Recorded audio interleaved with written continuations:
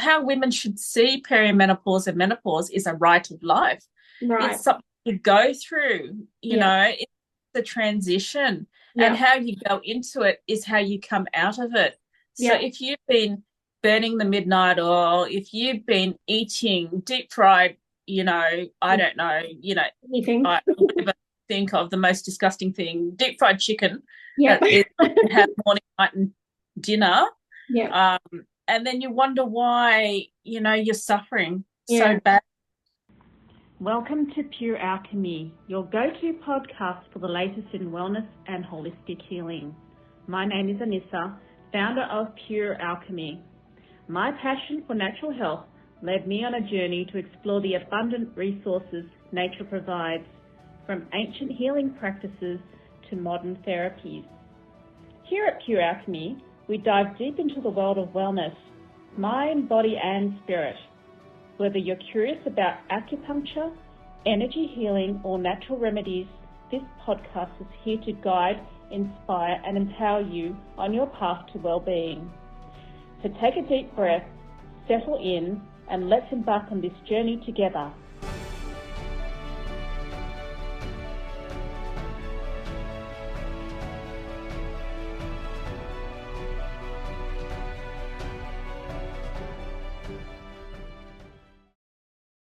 Yeah.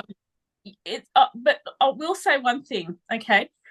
Women that are excessively thin and women that are excessively overweight tend to be the ones that suffer the most issues. I'm not just talking about weight gain here, I'm just talking about in general as they Right. go through menopause. Yeah.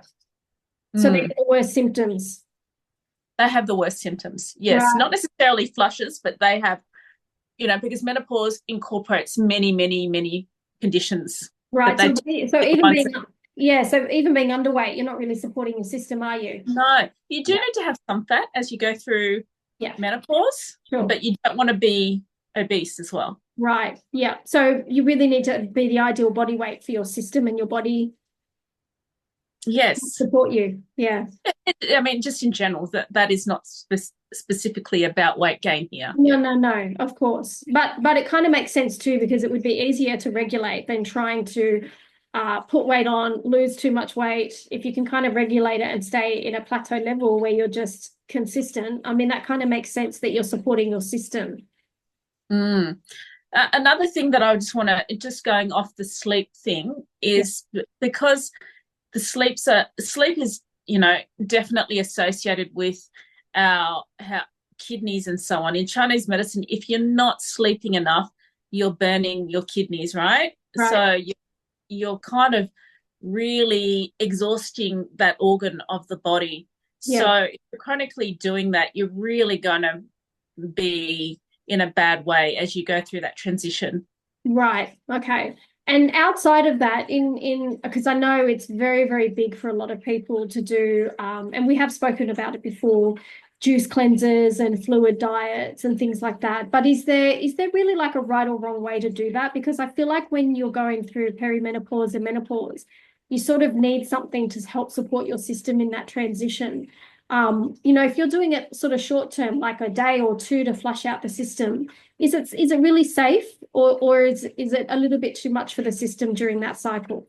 What do you mean, the juice cleansers? Yeah. I actually think juice cleansers are pretty safe for most people. Yeah. It depends on how long, how Sure. much, and do you go instantly back onto your, deep fried chicken diet afterwards? Yeah, You know, right. Yeah. obviously our cells actually run off glucose. They like what we get from fruit is Right. actually very easily absorbed by the body, Right. regardless of what, everyone says that now you've got to have a no sugar keto kind of diet. But our Right. cells are actually made to run off um, fruit really, it actually fuels the body. Yeah. It actually fuels the cells and so on. So it's actually meant to have that. If you go from being on fruit to being on a deep fried chicken diet, Yeah. you're actually blocking the receptors and clogging your cells up so that the glucose cannot be absorbed into the cell. And that's when you get insulin resistance, which insulin resistance is one of the fastest ways you can put on fat in the body. Yeah, I have heard that before. Yes, because it's an imbalance, right? Yes, it's totally. It's just not when, I mean, where in nature do you see animals, whether they be carnivorous animals or plant-based animals, that sit down watching TV eating fried chicken? Well, they You don't. Okay. Absolutely. So what makes it okay for us to do that? Yeah, No, it's true. we're not meant to do that. Yeah. Well, you've made a valid point then. So a juice diet, wouldn't it be better just eating the fruit? Absolutely. Yeah. Because then you get the benefits of the fiber, right? Yeah. Fiber kind of cushions the spike in the insulin. Right. Okay. It's only when we get the peaks in the insulin and then that it drives the fat to be stored into our body, right? Right. Okay. Yep. Okay, so we want to have a pretty consistent kind of amount of blood sugars in the body so that we don't spike it, because it's when we spike it, that's when it gets stored as fat. Yeah. So the more fiber that we have, the more we mitigate that effect. And so why a lot of people say that they can't do vegetables and they can't do fruit is because they can't handle fiber. It makes them bloat, they get gas, they, whatever. Yeah. So that's why a lot of people go carnivore. Right. Okay. Or keto, because then they don't have a lot of plant fibers in their body. Right. That's why there's been a massive push to go the other way. So if your digestive system is truly in such a state and such weak digestive fire, then I think juicing is a great way, because you're getting the nutrients from the fruit and vegetables without having to deal with the fiber initially. Okay, but right. I do believe you need to start with introducing that fiber back again. And fruit is actually less fibrous than, say, kale. Okay, yeah. I have heard that you're better off with fruit than the green vegetables because they're too hot. So then you might want to start with grapes, which it's got a high water content, or watermelon, which has got a high water content. Yep. And then when your body can tolerate that, and it's the gut bacteria in your intestines has adapted, because it will adapt, then you can start adding more and more back into your diet. But definitely your gut microbiome will adapt. It's because if you were carnivore and suddenly you ate kale and beans, maybe it might not be too easy for your body to do. So. Oh no, I get that. It's like someone going on a sugar-free diet for 3 years and then all of a sudden introducing sugar. Their system would go into shock and not know what is this? What am I eating here? Yeah, it makes sense. You want to, so you just do baby steps. If you're introducing something, just do it slowly. Juice cleanse is a good way to do it. Start simple. Yeah. It's like when you have a baby and you introduce them to food, you don't give them a 5-course meal, No. Introduction.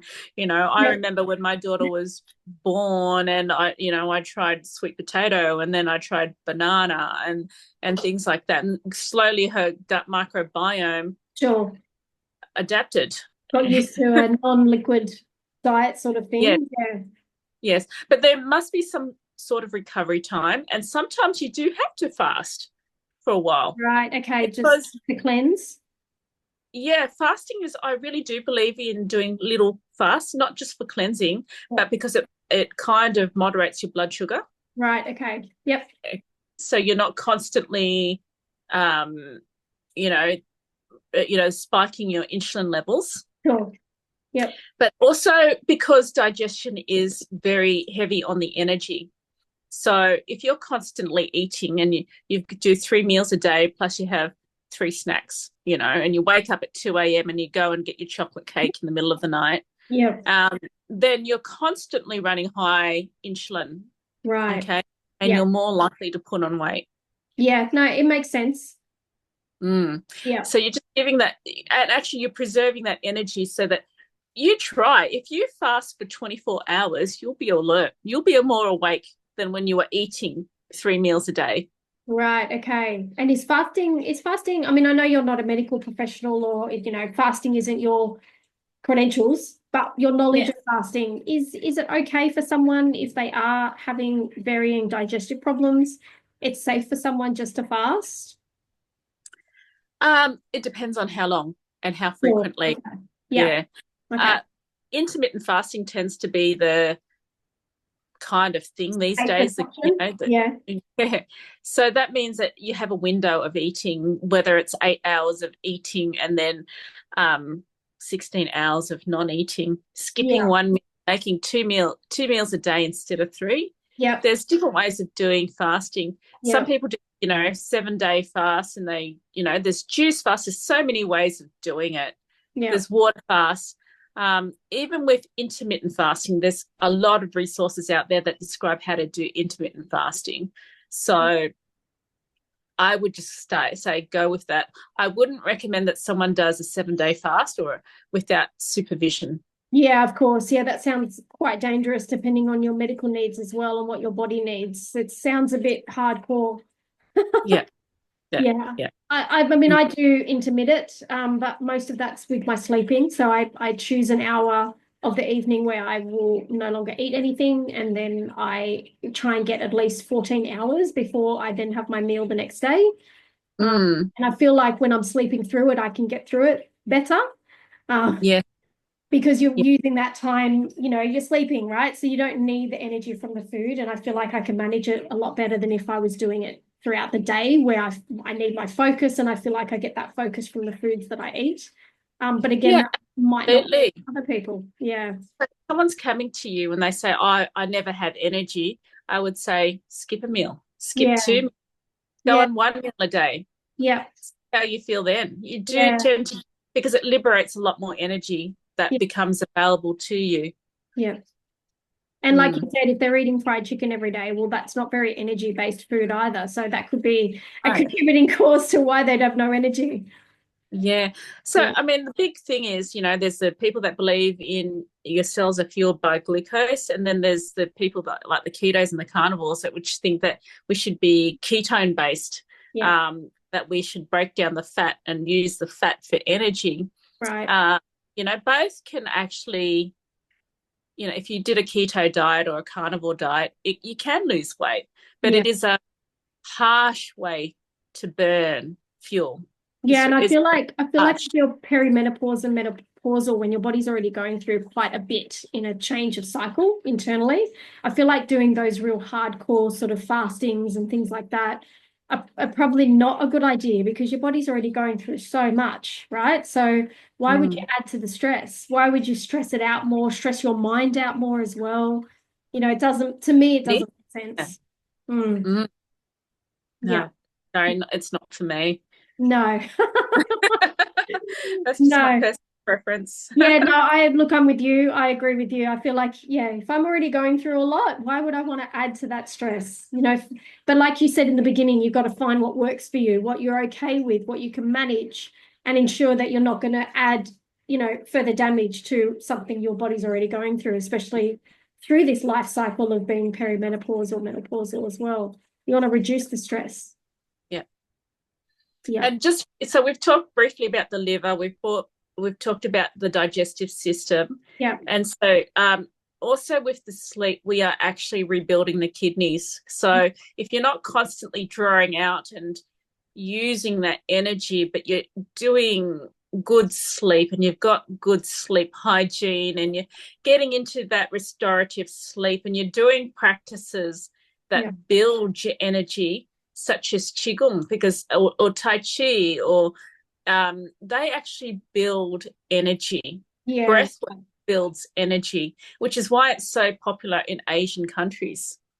Well, which you mentioned in the previous podcast, it's considered the second screen. So it's, you got to take stock in the idea that the Asian communities really know how to transition in those stages. And if you see old Asian women doing qigong and things like that, maybe we should all be doing it because it works, right? I mean, why else would they be doing it? I started my I mean, a lot of people don't think that Tai Chi is a martial art, but it is. Yeah. it is a way of being as well.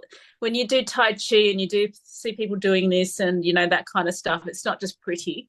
No. It is actually developing qualities such as groundedness Yeah. and focus and intention Yeah. and suppleness. And these are the things that, and so you're no longer just kind of using all your energy into things that don't matter anymore. Yeah. And the qualities help you become more rejuvenated. Yeah. And the qualities help reduce inflammation as well. Right. Okay. Gee, it's so interesting. I feel like we could talk for hours on the different things that you could do to help you through this stage as a woman. Like, there's just so many different components, are there? Not just your sleep. There's your eating, the management, your health and fitness, your well-being, your overall spiritual well-being as well. Your state of mind is really important. Yeah, I would say state of mind would be ultimately a leading cause, because your state of mind will also help guide you with being a little bit healthier and making those right choices to help you transition through those cycles. Your state of mind is everything. Yeah, so interesting. Thank you so much. I've learnt a lot. I feel like since we've been talking about menopause, I'm very prepared for when I start my perimenopause journey. I feel like the information I've learned from you is going to help me make the right choices for me moving forward as well, which has just been so helpful. And I really hope that everyone out there is going to listen in and sort of focus on what they need to do to help them as well. There's so much more than HRT that you can do. So much more. I agree with that. Yeah. And the HRT is like, yay, the pharmaceuticals love you because, they've got half the women in their 40s and 50s on HRT. What a market, Yeah. Right. But I don't know, like if we could have lived for thousands of years before this, not every woman suffered. I mean, admittedly, maybe lifespans were shorter and women died in childbirth, and there's all these other things as well. But I don't believe that was the majority, and I don't believe that we were born incorrect that we should necessarily suffer. I just think that information has been lost to us in our medicated, pharmaceuticalized lives these days. Yeah, well, fast-paced lifestyle, everyone's looking for a quick fix. That's what it comes down to. I haven't got time to deal with this. I need something that's going to fix me now. Yeah, no one wants to change their life. No one wants to look at their state of mind. Yep. No one wants to stop the fried chicken and eat a leafy salad. And the wine every night. Yeah. Nothing wrong with that. That might be another conversation. Okay.